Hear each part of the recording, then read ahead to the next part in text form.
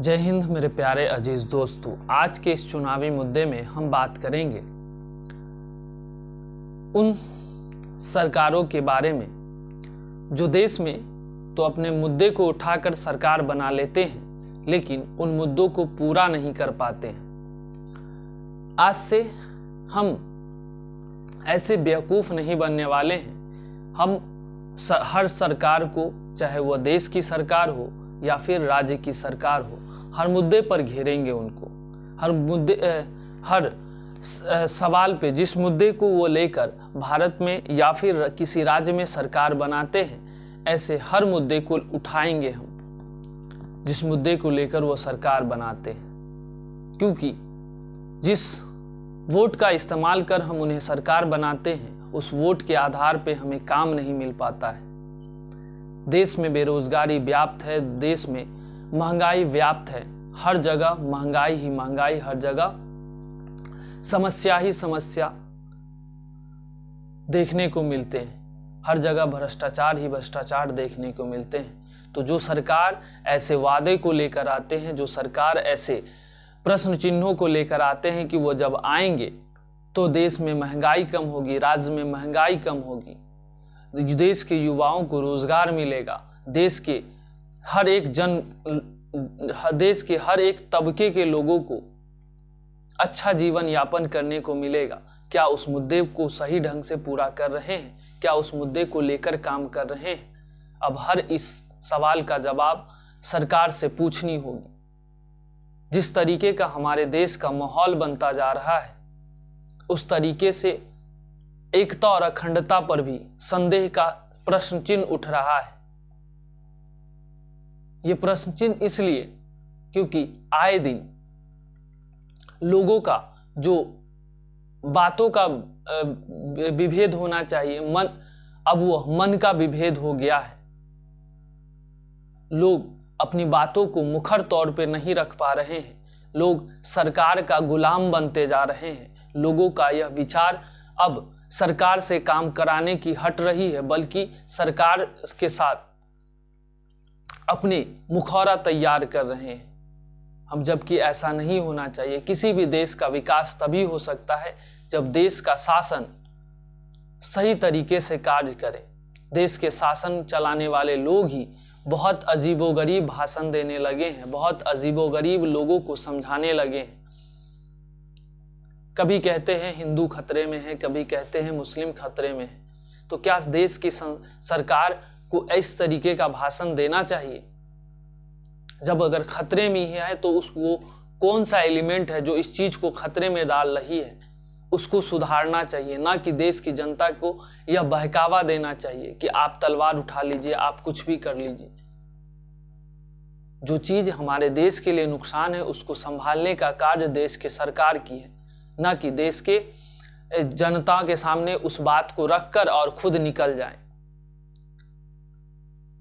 सरकार से हमारा अनुरोध है कि आप उस मुद्दे को लेकर काम करें जिस मुद्दे को लेकर देश में सरकार बनाते हैं। राज्य से हमारा अनुरोध है कि आप उन मुद्दे को लेकर काम करें जिस मुद्दे को लेकर राज्य में आप अपना कार्य शक्ति लाते हैं और अपनी सरकार बनाते हैं। सरकारों से हमारा अनुरोध है कि वो कार्य करें, और हम आम जनता से अनुरोध है, विनती है उनसे हाथ जोड़कर कि जिस वोट को देकर आप उनको सरकार बनाते हैं, उन सरकार से आपका काम करवाना आपका फर्ज है। जब आपको लगे कि यह सरकार सही ढंग से कार्य नहीं कर रही है, तो उस काम करवाने की एवज में आप आंदोलन करें, हम सब मिलकर उसके खिलाफ आवाज उठाएं। आपको पता नहीं होगा, हमारे देश में बेरोजगारी इतनी व्याप्त हो गई है कि लोगों की आय सीमित हो गई है। लोग अपने बच्चे को सही ढंग से पढ़ा लिखा नहीं रहे हैं। सरकारी स्कूलों की व्यवस्था बस नाम मात्र की, कहने की अच्छी हो रही है, लेकिन सही ढंग से उसमें एक स्किल डेवलपमेंट का कोई भी एजुकेशन नहीं मिल रहा है। स्किल डेवलपमेंट ऐसा करना चाहिए कि जब बच्चे एजुकेशन फील्ड से निकले ही तो उसको थोड़ा सा मेहनत करने के एवज में उसको नौकरी मिल जाए, लेकिन उस तरीके का अब एजुकेशन सिस्टम मिल नहीं रहा है। हम दुनिया के विश्व गुरु बनने की बात कहते हैं, लेकिन दुनिया के विश्व गुरु कैसे बनेंगे उस आधार पे काम नहीं हो रहे। आज 16-17 साल के बच्चे 12-13 साल के बच्चे, 2-3 साल के बच्चे रील्स बना रहे हैं, उनको एक जरिया बना लिए हैं, यूट्यूब पर वीडियो बनाकर कमाने का एक जरिया सोच रहे हैं। क्यों ऐसा? इसलिए क्योंकि अब देश में जो भी एजुकेशन सिस्टम है वो स्किल डेवलपमेंट के आधार पे नहीं है, जबकि ऐसा होना चाहिए कि जब बच्चे कॉलेज से, ग्रेजुएशन से निकले तब जाकर उनको नौकरी का एक अच्छी अपॉर्चुनिटी मिल सके, लेकिन मिल नहीं पाती है तो लोग कुछ ना कुछ करने को तैयार हो जाते हैं। जब जब देश में गरीबी बढ़ी है तब तक देश के लोगों को अन्याय का सामना करना पड़ा है, अपराध बढ़ने लगा है। हर एक चीज का मुख्य कारण है बेरोजगारी। जब भी बेरोजगारी बढ़ेगी, युवा बेरोजगार होंगे, किसी न किसी तरीके का नया अपराध सृजन होगा। आज देखिए, डिजिटल अरेस्ट एक अपराध सृजित हो चुका है। जब लोगों को अच्छी नौकरी और अच्छी अपॉर्चुनिटी मिलने लगी तो अपराध क्यों करेंगे? इस पे सोचना चाहिए, इन बातों को रखना चाहिए। बहरहाल जो भी मुद्दा से सरकार बनाई गई है उस मुद्दे को लेकर हम सभी को लड़ना है, सरकार से अपनी बातों को रखना है, बिना किसी नुकसान, अपने सोसाइटी को नुकसान पहुंचाएं। लोगों के बीच